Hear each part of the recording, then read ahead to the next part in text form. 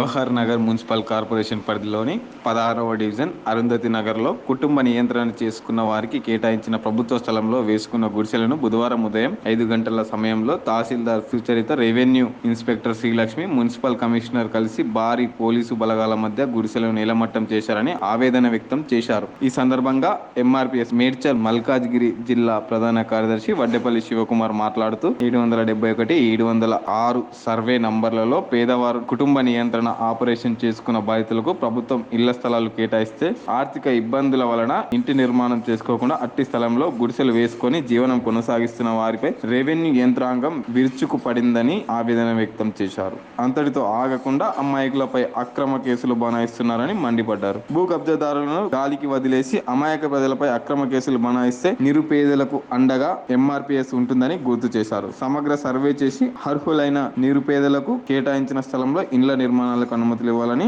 అధికారులు వారు కోరారు. ఈ అరుంధతి నగర్లో 98లో ఆపరేషన్ చేయించుకున్నాము. చాలా మంది ఆపరేషన్ చేయించుకున్నప్పుడు కలెక్టర్ గారు అవార్డు ఇచ్చిండ్రు.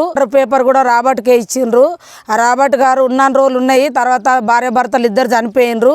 చనిపోయిన తర్వాత బాలకృష్ణకు, భాస్కర్కు అందజేసిండ్రు. వాళ్ళు ఏ పేపర్ కానీ మాకు ఇవ్వడం లేదు. కనీసం ఈడ గుడిచెలు వేసుకుంటే కూడా వాళ్ళే కూలగొట్టిపిస్తుండ్రు. ఇప్పటికి 5 సార్లు కూలగొట్టిపించిండ్రు. ఇదేందని అడిగితే వాళ్ళు మొక్క ముంగడికి రావడం లేదు.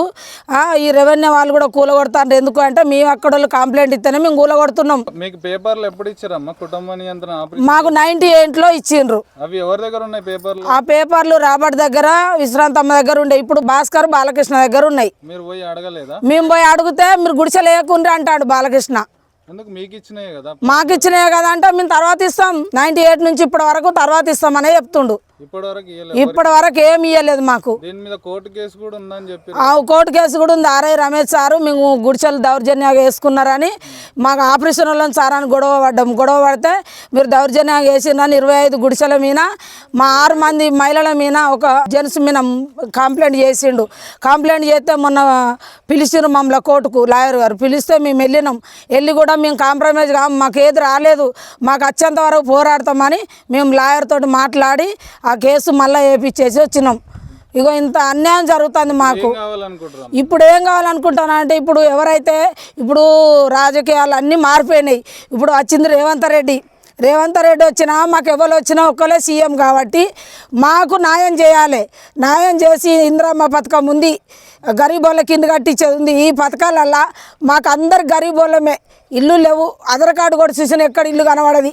మా అందరికి ఇల్లులు కట్టియారని ఆయనను వేడుకుంటున్నాం. నా పేరు వడ్డేపల్లి శివకుమార్ మాదిగా, ఎంఆర్పీఎస్ మేడ్చల్ జిల్లా ప్రధాన కార్యదర్శిగా బాధ్యతలు నిర్వహిస్తూ ఉన్నాం. మరి ఈరోజు ఇక్కడికి వచ్చిన నేపథ్యం ఏంటంటే 1998లో కేంద్ర ప్రభుత్వం తీసుకున్నటువంటి నిర్ణయంలో భాగంగా కుటుంబ నియంత్రణ కార్యక్రమంలో మరి ఇక్కడ ఉన్నటువంటి బాధితులంతా కూడా కుటుంబ నియంత్రణ అనే ఒక స్కీమ్ ద్వారా వీళ్ళందరూ ఫ్యామిలీ ప్లానింగ్ చేయించుకోవడం జరిగింది. మరి చేయించుకున్న వారందరికీ కూడా మరి ఆ రోజు 98లో ఈ యొక్క సిఆర్పిఎఫ్ అరుంధతి నగర్ లో 64 ఎకరాల జాగను కేటాయించినట్టుగా ధృవీకరణ పత్రాలు ఉన్నాయని చెప్పేసి స్థానికులు తెలియజేస్తా ఉన్నారు. అదే కాకుండా మరి ఈ యొక్క కుటుంబ నియంత్రణ యొక్క పత్రాలు కానీ మరి వీరికి కేటాయించినటువంటి భూముల యొక్క పత్రాలు కానీ మరి ఏ ఒక్కటి కూడా వీరికి ఇవ్వకుండా ఇన్ని రోజులు ఎవరైతే చెప్పబడుతున్నారో రాబర్టు మరియు మాజీ కార్పొరేటరు దివంగత విశ్రాంతమ్మ గారి వద్ద ఉన్నాయని చెప్పేసి ఇన్ని రోజులు తెలియజేశారు.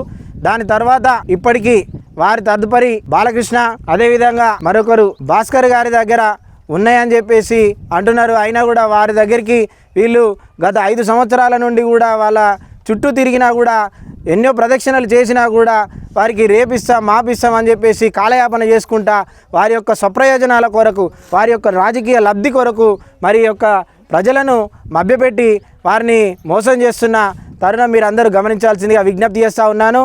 అదేవిధంగా వీరు ఎక్కడ కూడా నిల్వనీడలేనటువంటి పేదలు, మరి ఎస్సీ ఎస్టీ బీసీ మైనార్టీలు అందరూ కూడా ఇందులో భాగస్వామ్యమై ఉన్నారు. మరి ఏ ఒక్క కులానికి చెందిన వారు లేరు, ఏ ఒక్క మతానికి చెందిన వారు లేరు.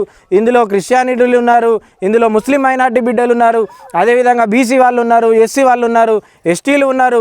మరి వీరందరికీ కూడా న్యాయం చేయాలని అంటే ఈరోజు నూతనంగా ఏర్పడిన కాంగ్రెస్ ప్రభుత్వం తగిన న్యాయం చేయాలని చెప్పేసి దీనిపైన సమగ్ర సర్వే చేపట్టి మరి అర్హులైన వారందరికీ కూడా మరి వారి అందరికీ కూడా మరి ఇళ్ళ స్థలాలు కానీ ఇళ్ళ స్థలాలతో పాటు ఇందిరమ్మ ఇల్లు పథకం కింద ఇళ్లను కూడా కట్టిస్తే బాగుంటుందని చెప్పేసి ఎంఆర్పిఎస్ మేడ్చల్ జిల్లా కమిటీ పక్షాన తెలియజేస్తూ ఉన్నాం. అదేవిధంగా రేవంత్ రెడ్డి గారికి మరీ విజ్ఞప్తి చేస్తూ ఉన్నాం.